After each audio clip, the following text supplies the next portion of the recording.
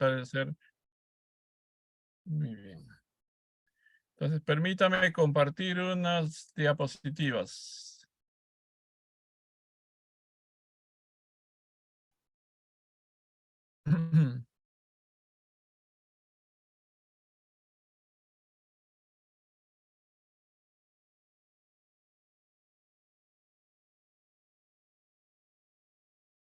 Ok, el tema que estamos tratando durante estas semanas se refiere a la importancia de la bendición. ¿Cuál es el significado profundo de la bendición y por qué es tan importante, verdad? En nuestro trabajo como miembros de la Federación de Familias para la Paz Mundial. Eh, Algunos de ustedes ya han recibido la Sagrada Bendición Matrimonial.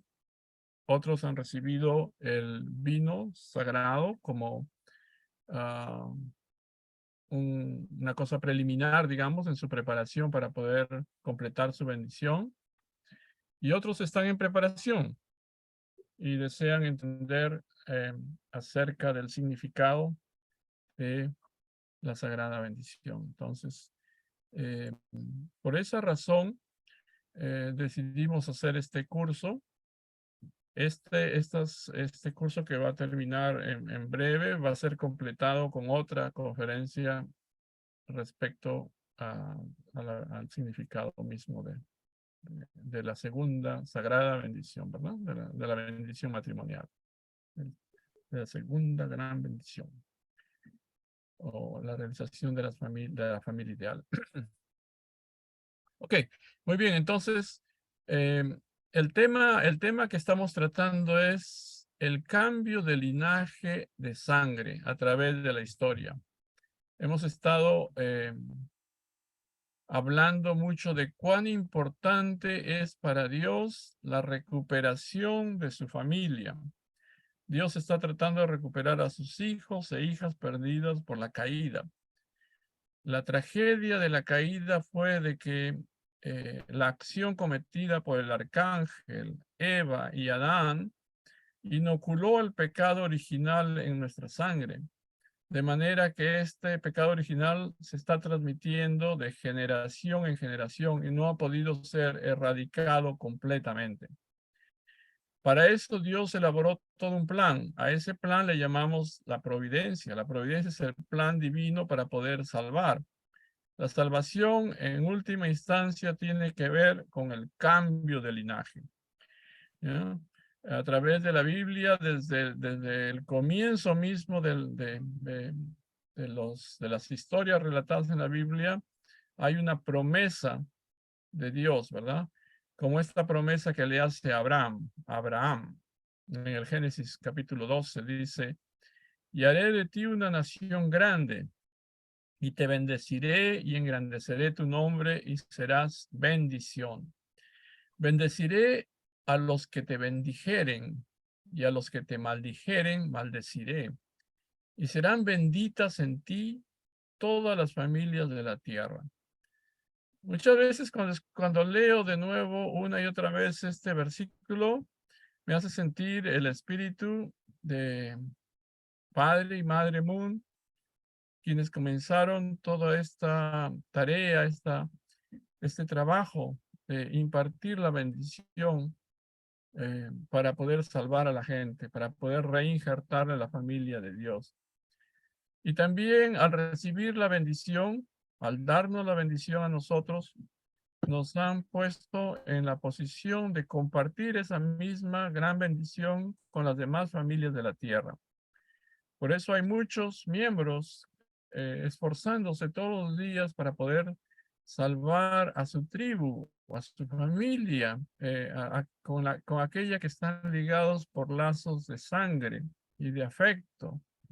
Y también al mismo tiempo que tratan de salvar a su familia, están tratando de salvar a todos los amigos que conocen, a todos los contactos que tenemos alrededor, ¿verdad?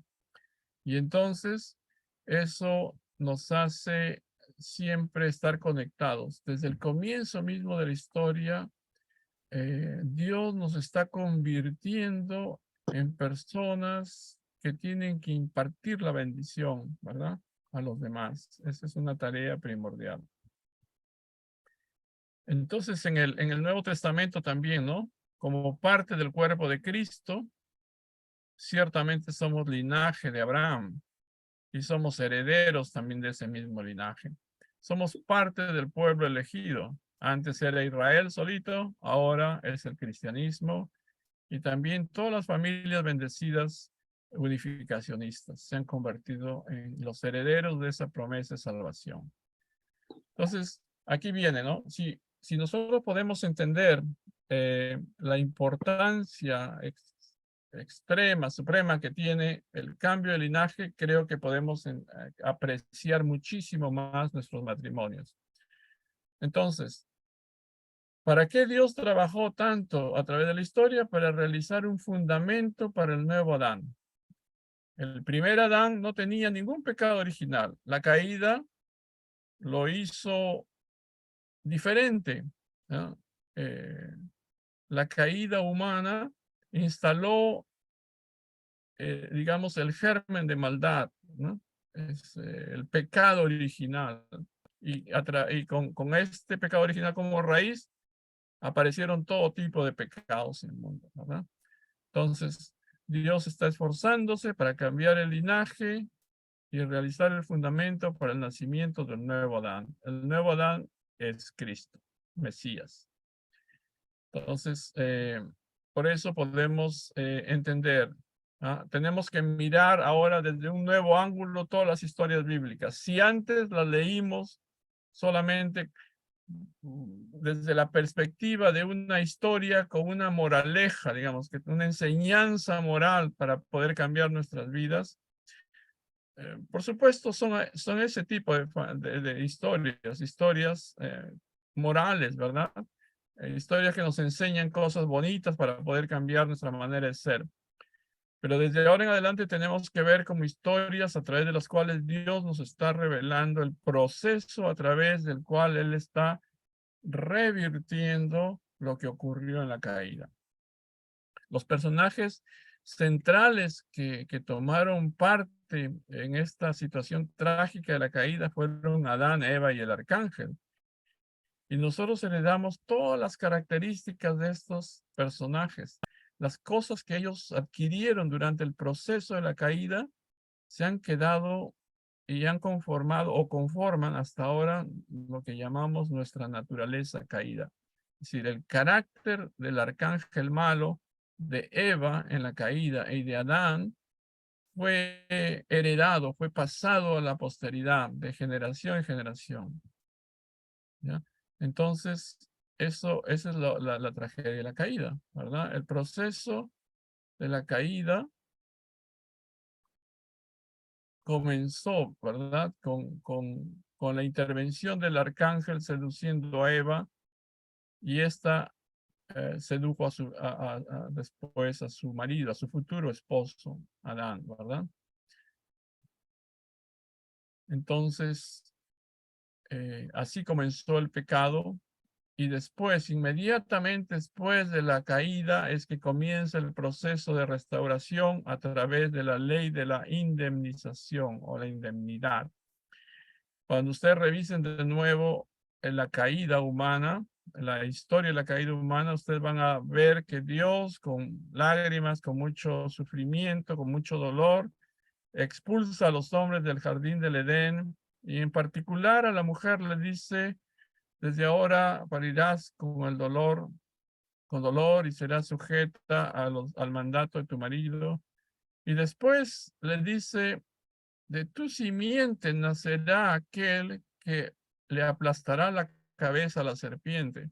Es mucha gente, muchos estudiosos de la Biblia ven en esto la primera promesa de salvación. Es decir, de tu descendencia tiene que nacer alguien que reemplace al Adán que cayó, alguien que pueda ser capaz de acabar, de eliminar el mal, ¿no? Comenzando por el propio Satanás, ¿verdad?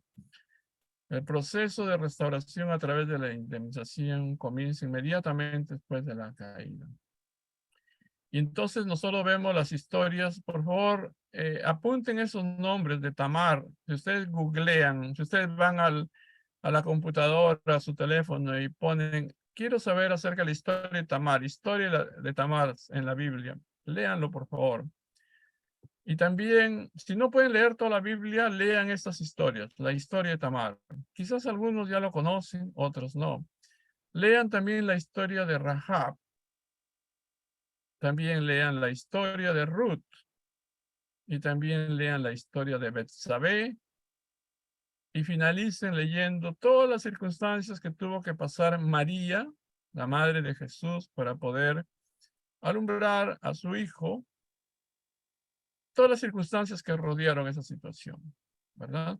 Entonces, estas son solamente algunos ejemplos de mujeres cuyas historias son particularmente interesantes para poder entender el cambio de linaje, es decir, el proceso de revertir lo que ocurrió en la caída. Para algunas personas, la lectura de estas historias puede resultar perturbadora.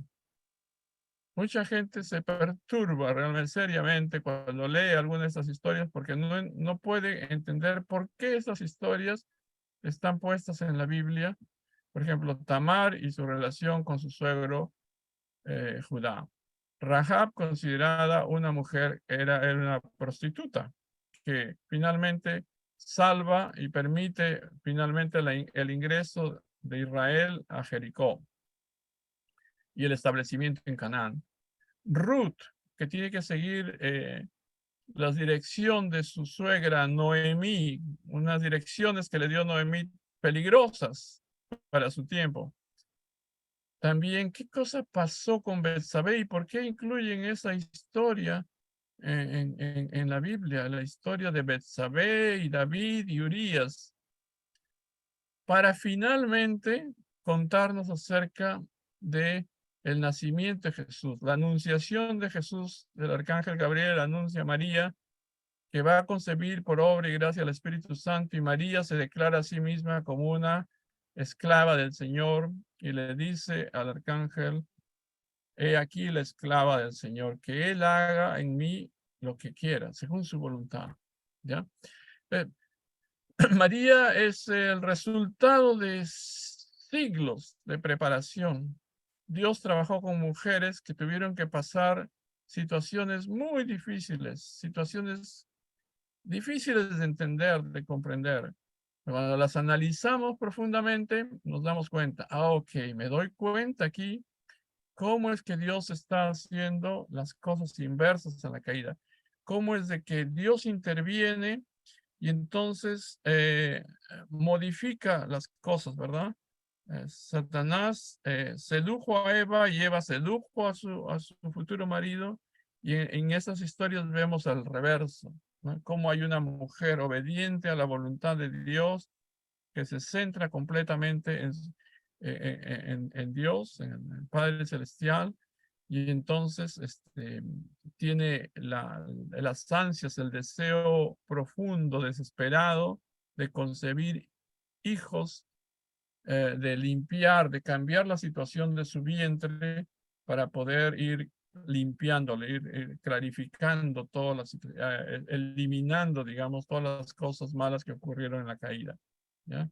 María es el resultado de cientos de años de preparación, miles de años en realidad, para poder tener un vientre puro que no puede tener acusación de Satanás, que va a dar a luz al Mesías, que no tiene pecado original, que no puede ser acusado, por supuesto, por Satanás de ninguna manera, que no puede ser reclamado por el mal.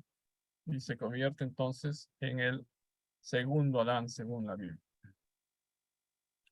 Jesús es el resultado de toda una historia de sufrimiento. Estas mujeres son increíbles. Por eso, por favor, apunten sus nombres, lean, y cuando hayan leído en las ocasiones cuando nos reunamos para conversar sobre estos temas, pueden hacer sus preguntas o podemos comentar acerca de esto. ¿Ya? Bueno, Entonces, resumiendo, ¿verdad? La historia humana es la historia en la cual se está revirtiendo el proceso de la caída. Estas historias son increíbles. Abraham, así sin H, cuando Abraham se llamaba así, Abraham, simplemente, no Abraham. Y cuando Sara se llamaba Saraí, ocurrió una historia similar de restauración de la caída. Los faraones acostumbraban, como los arcángeles malos, a seducir, no solamente a seducir, sino a robarse a las mujeres de otra gente. Cuando ellos veían a una mujer muy bonita, simplemente por su posición de autoridad y porque no tenían ninguna moral de ningún tipo, básicamente, simplemente las secuestraban y las convertían en sus concubinas. Se las quitaban al marido, a quien lo volvían prisionero o lo mataban simplemente y se robaban a la mujer, ¿verdad? Entonces, en esta historia también, Abraham y Sarai comienzan su camino desde Ur de Caldea hasta Canaán. Y en el camino tienen que encontrarse con el faraón y el faraón ve a Sarai, que dice, según la Biblia, Sarai era una mujer hermosa, muy bonita, muy codiciada por los hombres, ¿verdad? Es cuando la vio tan bonita y tan especial, se la robó, ¿no?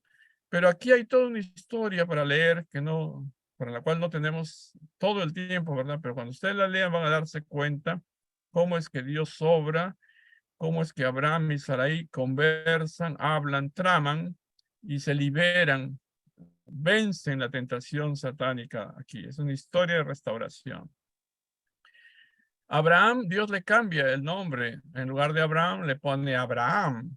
Y Sara o Sarai se convierte en Sara simplemente. Y también otra vez vuelven a ser tentados por un rey llamado Abimelech. Entonces, una historia de restauración obra aquí también. Ocurre una historia, es una historia de victoria rotunda de la mujer y del hombre frente al arcángel. Y cuando ustedes lean la historia de Isaac y Rebeca, Isaac es el hijo de Abraham. Rebeca es una mujer con cualidades tremendas.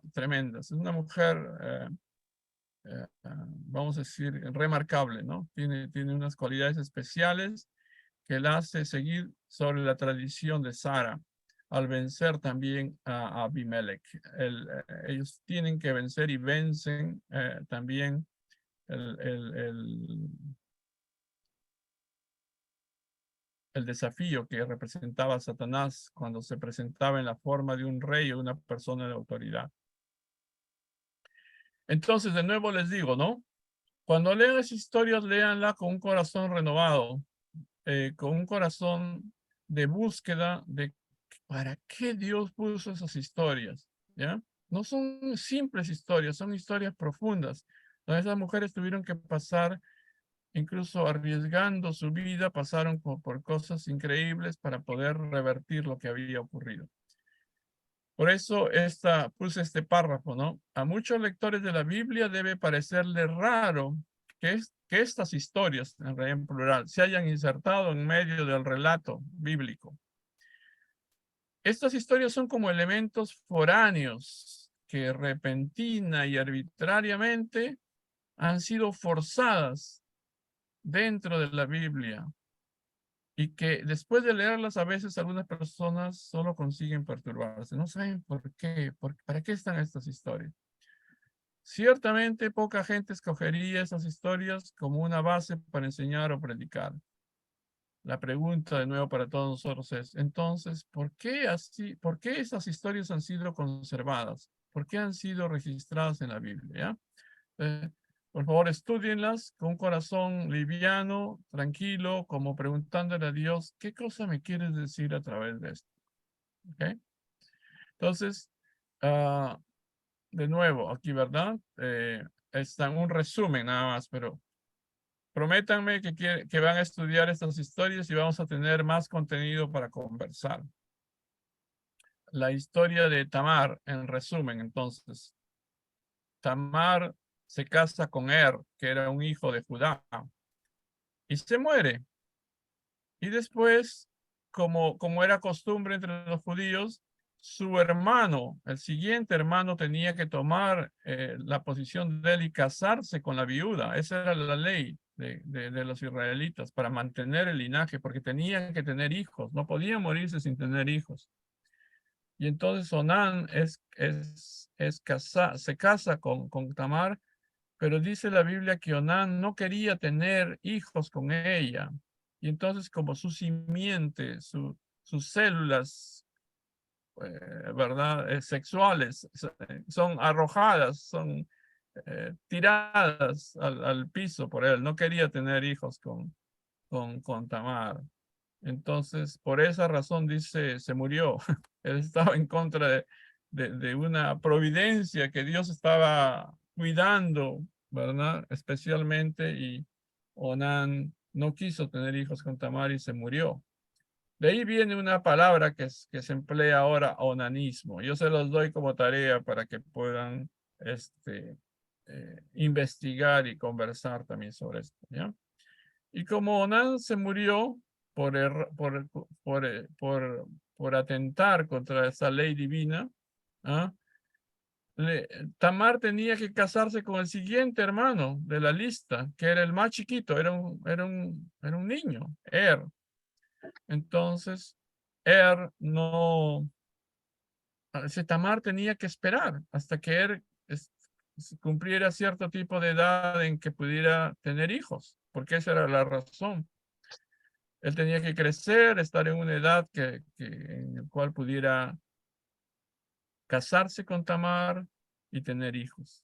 Pero todavía era muy niño y Tamar tenía que esperar mucho tiempo y de repente no iba a ocurrir nada finalmente. Pues Tamar toma la determinación o sea, ella tiene la intuición y la desesperación de tengo que tener hijos del linaje de este pueblo elegido. Finalmente Tamar se disfraza de otra mujer, de una mujer pública, y entonces engaña a Judá, que ya era viudo, se hace pasar como una mujer pública, ¿verdad? Entonces engaña y tiene relaciones por una sola vez en su vida, tuvo relaciones con Judá. Se aseguró de guardar el cinturón de Judá y de guardar el sello de Judá, el bastón de Judá, en pago por este supuesto servicio, por si acaso algo pasara en el futuro.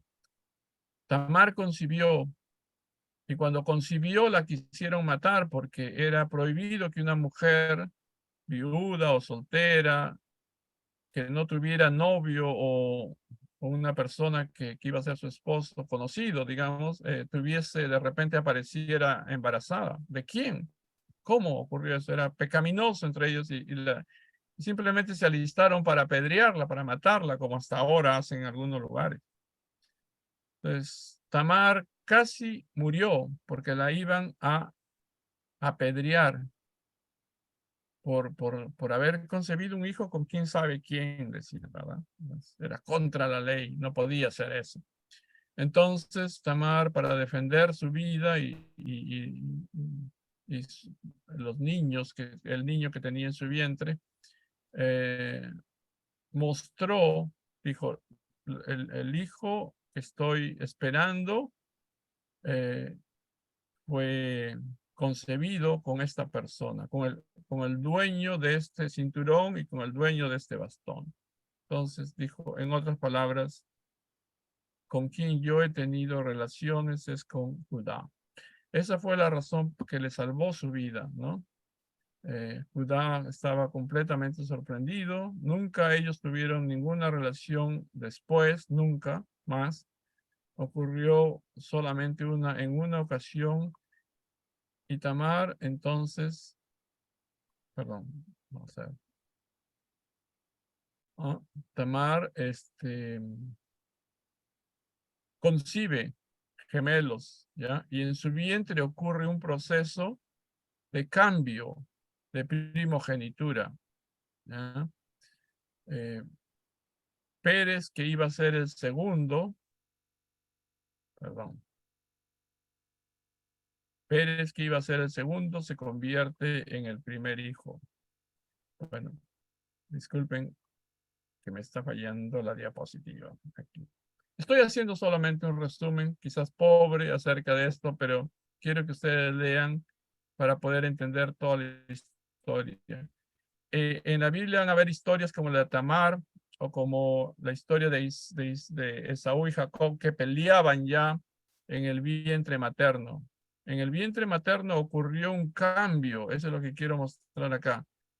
Esta historia bíblica nos demuestra que la lucha por la primogenitura comenzó a obrar en estas mujeres, que finalmente se logró, que Pérez fue declarado como el Abel, el Adán que recuperaba su posición de primogénito.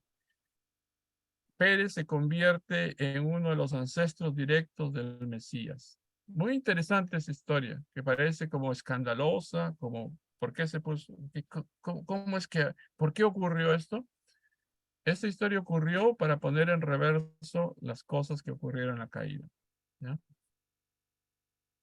Ok, otra historia entonces es la historia de Rahab. ¿Ya? Es toda una historia grande, que por favor vayan al libro de Josué, capítulo 2, léanlo y se van a dar cuenta que es una historia de restauración similar. Ya hemos leído con un poquito más de amplitud la historia de Ruth y Boaz. ¿Ya? Es la misma figura, un personaje tipo Adán, personaje tipo Eva y un personaje tipo Arcángel. ¿Ya?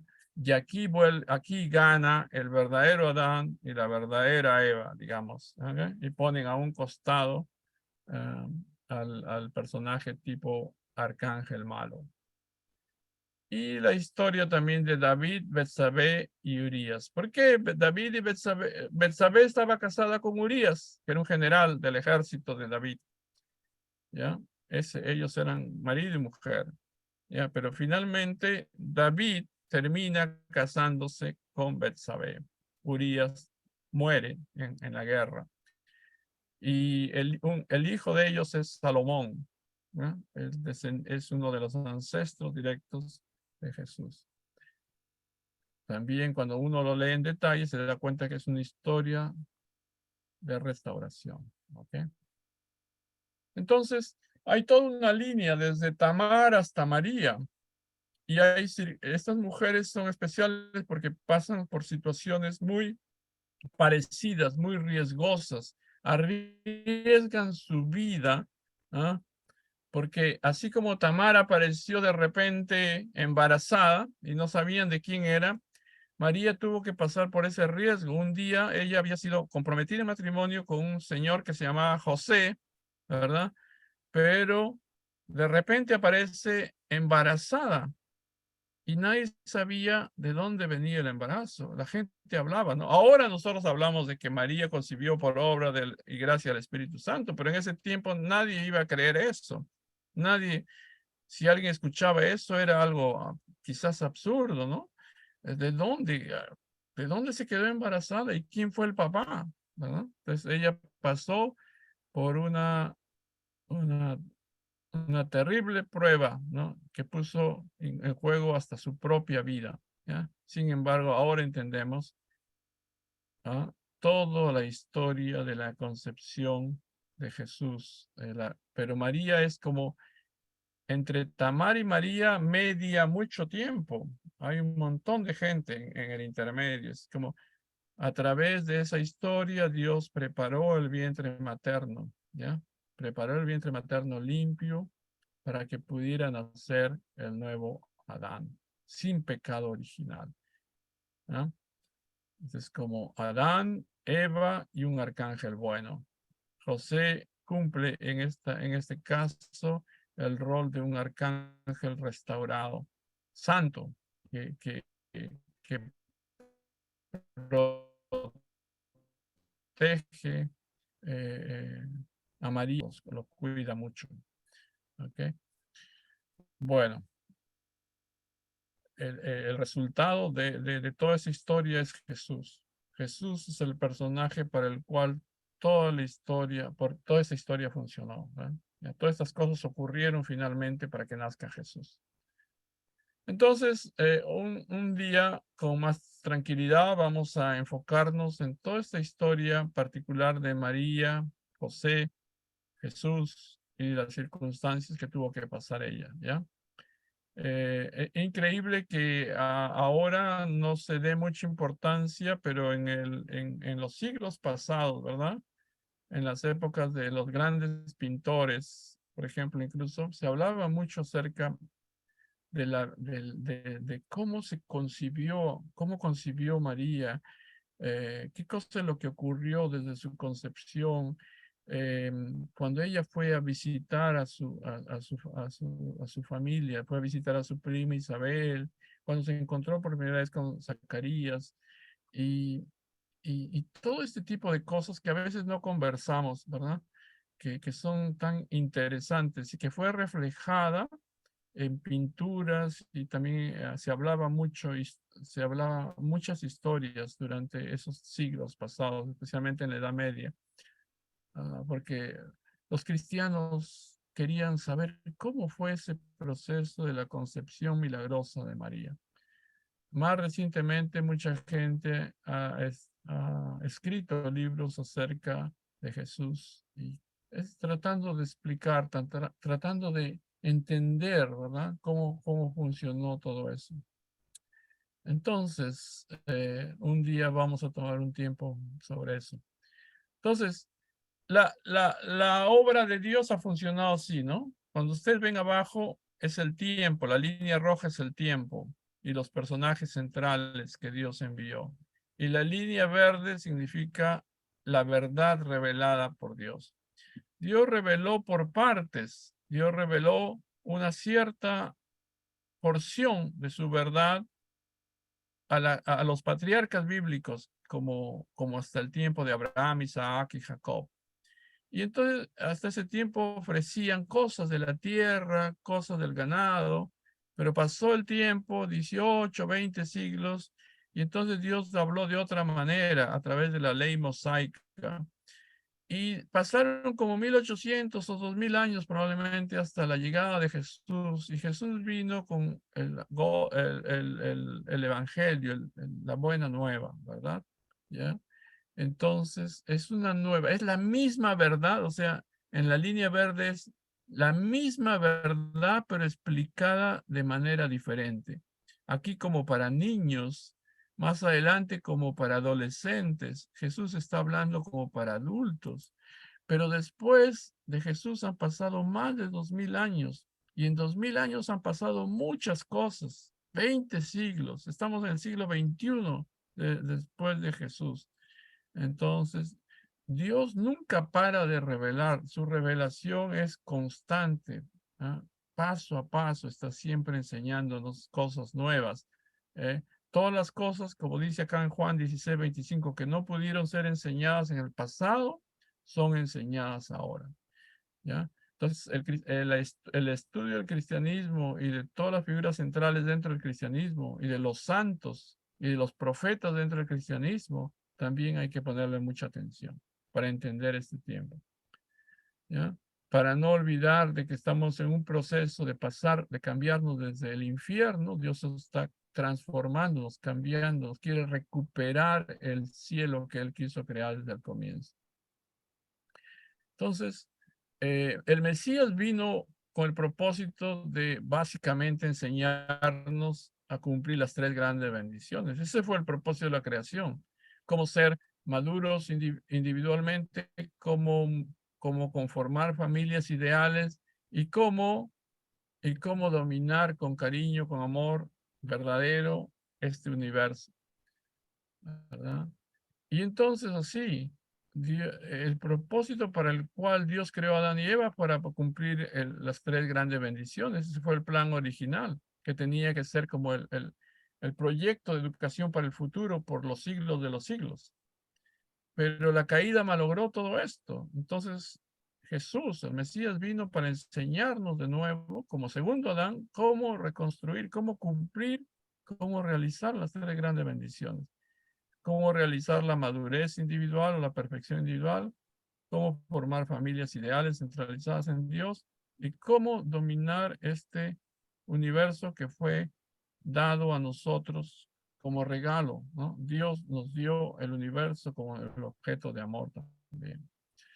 Para eso vino el Mesías, para enseñarnos a cómo cumplir las tres grandes bendiciones. Sin embargo, cuando vino Jesús, ¿qué cosa es lo que pasó, verdad? Cuando estudiamos las circunstancias de la vida y obra de Jesús, ¿qué cosa es lo que pasó en realidad? Encontramos que él solamente pudo comenzar a predicar a los 33 años, a los 30 años, perdón, una edad realmente madura para los tiempos en los que él vivió. 30 años, una persona de 30 años, aunque ahora es joven, ¿no? Según nuestra perspectiva, digamos, ¿no? 30 años una persona es un adulto joven todavía, pero en su época, una persona de 30 años ya era bastante madura. La gente se moría tempranamente, se casaba muy jovencitos, porque la expectativa de vida no era tan elevada, ¿no? Y si querías tener hijos y descendencia, tenías que casar joven, especialmente las mujeres se casaban muy jovencitas. Y los hombres, por supuesto, también más jóvenes. Encontramos que él comienza su tarea de pública a los 30 años y que esa tarea se expande por 3 años y a pesar de haber sido, de haber llevado a cabo una tarea de predicación, de esfuerzo desesperado para poder salvar a la gente, finalmente es crucificado. Este hombre eh, que vino como el segundo Adán, que no tenía pecado original, que era el camino, la luz y la vida, que era el puente para poder salvarnos, para reinjertarnos completamente en la familia de Dios, fue cortado de esta tierra y no pudo casarse. Ninguna escritura habla acerca de siquiera la posibilidad de Jesús de tener una novia, el prospecto de casarse. No, no fue posible porque comenzó una tarea a una edad ya bastante madura, se esforzó desesperadamente por 3 años. Después de 3 años, el pueblo que había sido elegido para poder recibirlo, no lo recibió. En lugar de recibirlo como tal, como el Mesías esperado, lo crucificó. Y la crucifixión es una afrenta, es una manera de matar a alguien de una manera horrible. La crucifixión estaba solamente diseñada, digamos, se le crucificaba a los peores criminales. O sea, la manera como murió Cristo Jesús fue una manera no digna de su posición. Es una equivocación tremenda, garrafal, del pueblo elegido, el pueblo que había sido cuidado con tanta atención para que pudiese recibirlo, ¿ya? Entonces, sin embargo, cuando Satanás está pidiendo el cuerpo físico de Cristo Jesús a través de los sacerdotes y los príncipes sacerdotes, gritando en las calles, mátenlo, mátenlo, ¿no? El pueblo, asusado por sus líderes, pidió la muerte de Jesús en lugar de la muerte de Barrabás. Es cuando Pilato, para poder salvarlo, presenta dos opciones. ¿A quién quieren que salve? ¿A este criminal o a Jesús, a quien ustedes acusan ahora? Satanás, asusando a los sacerdotes, especialmente y a los príncipes, los sacerdotes gritaron, libera a Barrabás, ¿no? Entonces, eh, Jesús murió en circunstancias muy trágicas, digamos, como traicionado por el pueblo que fue preparado para poder recibirlo. Sin embargo, durante esos 3 años hizo un trabajo formidable que cambió toditita la historia de la humanidad, ¿ya? Porque tanto fue el amor de Dios, porque tanto amó Dios al mundo, dice las escrituras bíblicas, que nos dio a su único hijo, ¿verdad? Tuvo que, cuando Satanás reclamaba, mira, has trabajado tanto tiempo para salvar a la humanidad y te has esforzado tanto, pero ninguno de ellos responde.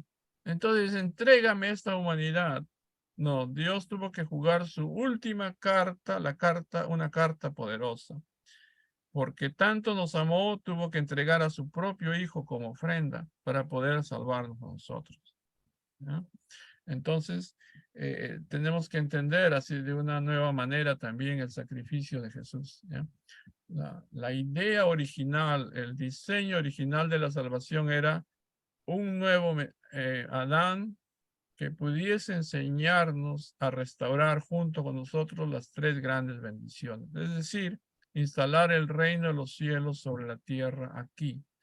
Sin embargo, su muerte repentina, su muerte tan trágica, nos lleva tan solo al nivel de salvación espiritual.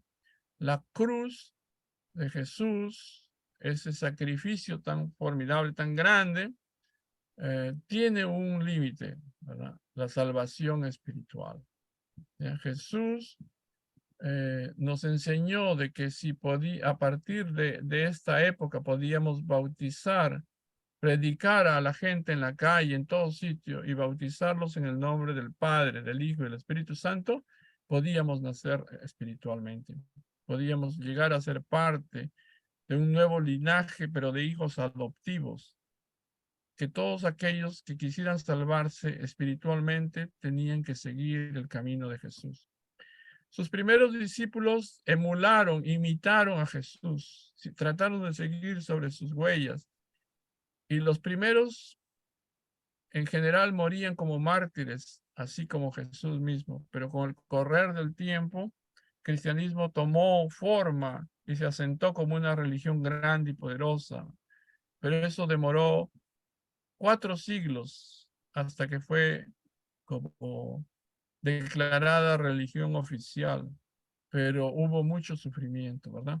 Sin embargo, Jesús cambió todas las costumbres y tradiciones mundiales. No solamente creó una nueva religión que es el cristianismo, sino que afectó totalmente a todo el mundo, ¿ya? Cambió rotundamente a la espiritualidad, pero esto es salvación espiritual. Sin, eh, hay que tomar en cuenta, hay que recordar siempre de que la salvación consta de dos aspectos importantes. La realización del reino de los cielos tiene que ver con dos partes, ¿verdad? Con la salvación no solamente espiritual, por supuesto, ¿ya?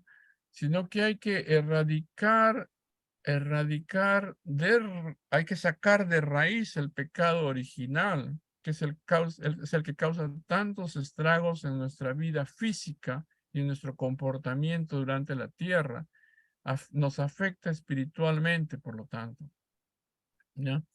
Por eso hay que recordar eso, ¿verdad? De que no solamente el Mesías viene para salvarnos espiritualmente, sino que también viene para salvarnos físicamente. Tiene que haber una restauración, tiene que haber la redención de nuestros cuerpos, no solamente la redención de nuestro espíritu, sino tiene que haber la redención de nuestros cuerpos. Y cuando ocurra la redención espiritual y redención física, no solamente vamos a cambiar individualmente, espiritualmente, sino que también vamos a ser capaces de cambiar la educación, la tecnología, la filosofía, los gobiernos, todo tiene que cambiar efectivamente en la tierra. Entonces, para que hablemos de un reino de los cielos, tenemos que hablar de salvación física y espiritual. Por eso es de que Jesús, al momento de ascender al mundo espiritual después de la crucifixión, 40 días se quedó sobre la tierra, todavía después de la crucifixión, resucitado. Cuando ascendió, habló de que alguien iba a venir, ¿verdad? De que una segunda venida era necesaria, ¿no? De que el cristianismo se creaba para poder recibir a Cristo, para poder salvarnos completamente, para poder comenzar el reino de los cielos efectivamente en la tierra como tenía que haber sido al principio. Pues, esas dos dimensiones de la salvación física y salvación espiritual, son necesarias. La erradicación del pecado original es absolutamente necesaria y tiene que ocurrir cuando estamos vivos en la tierra, ¿verdad? Entonces nosotros tenemos que entender que si bien el sacrificio de Jesús fue un sacrificio inmenso, grandioso, una muestra del amor inmenso de Dios, la salvación fue restringida al nivel espiritual y de que la segunda venida tiene que ver con la salvación completa, física y espiritual. ¿Ya? Para eso estamos esperando la segunda venida, para completar la salvación física y la salvación espiritual. Y eso es precisamente el objetivo, completar el propósito de la salvación. Esto está mal escrito ahí. Ok, para completar el propósito de la salvación. Esas son las enseñanzas dejadas por el Padre Moon y yo quiero parar aquí un momentito para poder continuar en la próxima charla con otras, digamos, otros contenidos que van a completar eh, el entendimiento más profundo de la bendición, ¿ya? Entonces, resumiendo, digamos, ¿no? Lo que hemos visto ahora es, tenemos que mirar a la historia contada en la Biblia desde una nueva perspectiva. Las historias no han sido puestas ahí solamente para traernos moralejas simples, sino que están puestas ahí para indicarnos, Dios nos está indicando cómo es que Él está trabajando un cambio de linaje, está recuperando, está limpiando, erradicando el pecado original que causó tantos estragos, tanta maldad, pero especialmente está cuidando un pueblo, por eso necesitaba una nación, en este caso Israel. Esa nación de Israel tenía 12 tribus, pero de las 12 tribus, 10 le fueron generalmente infieles, 2 fueron un poco más cercanas a él, y de esas 2 escogió una tribu en especial, donde cuidó una familia en particular. Entonces, María y José y todos sus ancestros, comenzando desde Tamar, digamos, en particular, eh, tiene mucha importancia, porque en ese hilo, en esa familia especial, se obró una limpieza del linaje, ¿no? De manera que llegamos a María y entonces el vientre materno está limpio, está fuera de la persecución, de la acusación de Satanás y nace un niño sin pecado original, ¿ya? Eso es lo que hay que entender. Y por eso es que es tan valiosa y grandiosa la misión mesiánica, la misión de Cristo es valiosa.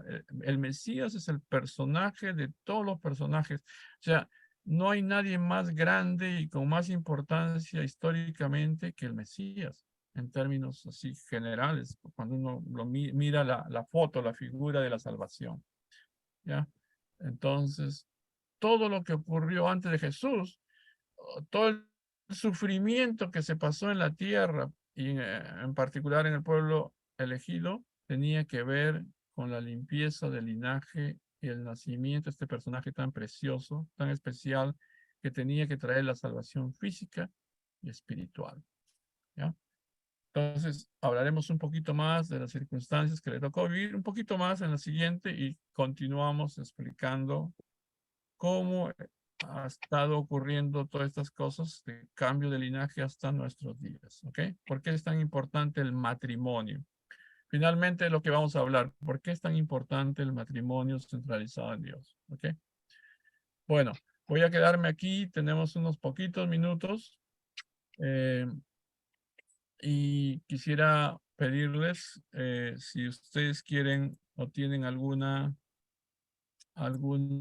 pregunta, por favor, háganla y así concluimos esta lección y después continuaremos, ¿no? Bueno, Bendiciones, hermano. ¿Me puede escuchar ahí? sí, escucho. Sí, Mucho gusto de verle. Todo bien, todo muy claro y muy interesante la lección. gracias. ¿Usted de dónde está escuchando? Aquí estamos en Upland, California. Yo soy el hermano Jorge Ariel. ¿Se acuerda de mí? Oh, Pastor García. Soy García y mi esposa. Me sí, voy a explicar un poquito. Ok, no lo había reconocido. Ok, ¿cómo está? ¿Qué Muy tal? bien, hermano, mucho gusto de verle. Ya no. Igualmente, me alegra mucho. Ustedes están rejuvenecidos ahí. Ah, qué bueno, qué bueno. Se Ya no les hemos ve muy jovencitos. podido conectarnos los lunes, pero ahora los miércoles vamos a estarnos conectando primeramente Dios. Ah, por favor, sí, qué alegría. Entonces así me voy a poner más contento, inspirado durante la, la charla. No, Gracias por venir. todo ha estado muy interesante, hermano. Gracias, gracias. Me alegra. Ok, señora, ¿está bien? ¿Cómo está usted? ¿Está bien? Todo bien, gracias a Dios, hermano. Nos da Muy bien, gusto gracias. conectar otra vez. Extrañábamos ya estar en las clases, pero Ah, muy bien. Me alegra mucho. ya vamos a estar conectados los miércoles, primeramente Dios. Ok, muy bien. Muchas gracias por venir. ¿Alguien más quisiera decir algo, algún comentario, alguna pregunta?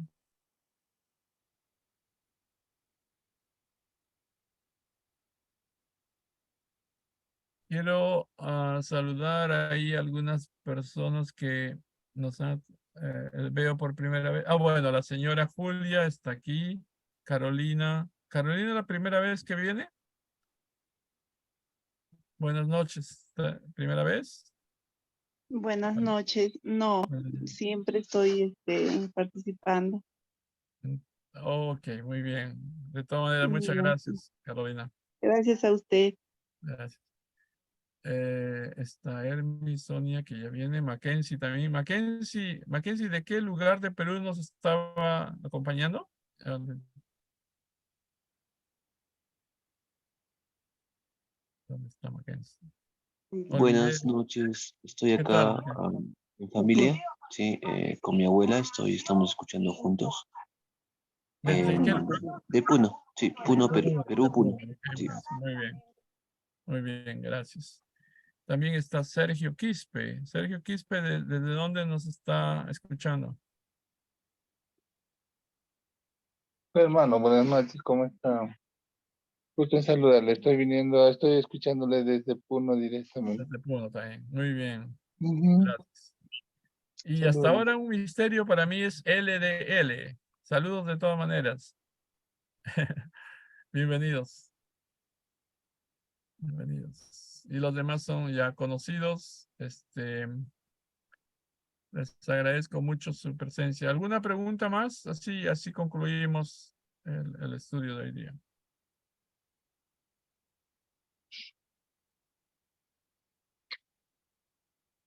No hay. Entonces, no se olviden de leer esas historias que les recomendé. Y una vez que ustedes la leen, siempre va a haber más motivo de conversación, ¿verdad? Así ya todos estamos en la misma página y entonces Bueno, surgen las Rafael, ¿no? preguntas, ¿ya? ¿Ok? Aló, hermano Entonces, Rafael. aló, ¿qué tal? Bueno, una duda bueno, la charla está muy interesante, felicitaciones, pero hubo momentos entre que se cortó, no pude entender Oh, el significado del tercer Adán, ok. o sea, por favor, si pudiera ¿A quién se esclarecerme un poco. refiere, no? Así, En gracias. este caso nos referimos a la segunda venida de Cristo. Primer Adán es el Adán que cayó, el Adán original, Adán y Eva que fueron creados como los primeros padres, es el primer Adán. La Biblia nos dice que Jesús es el segundo Adán, es decir, es el Hijo de Dios que nació sin pecado original, ¿verdad? Para obrar la salvación. Y el tercer Adán significa el regreso de Cristo. Porque los cristianos existimos para preparar al mundo para la segunda venida, ¿verdad? El segundo adviento. Entonces, segundo adviento es el tercer Adán. ¿Ok? Muchas Eh, va a gracias. haber, va a haber más explicación, pero vamos a aproximarnos ahí poco a poco. Ujú. Ok, Muchas gracias, hermano. gracias. Muy bien. Entonces, les agradezco a todos por estar aquí y nos reunimos el día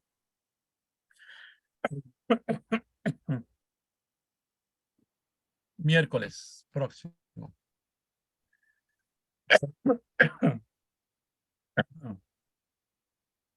Algo pasó con la garganta ahorita.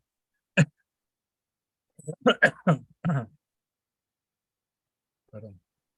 Disculpe.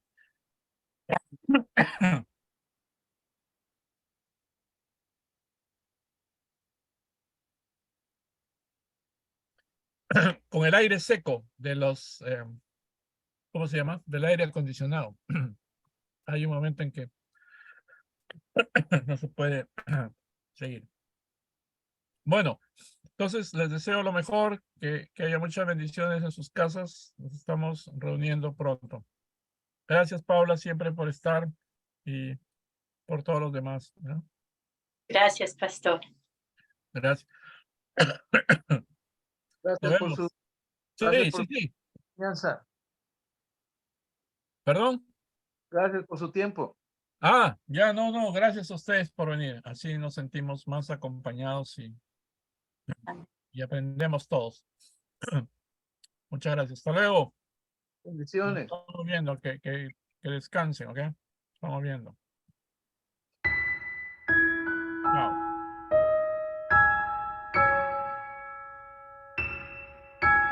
Chao.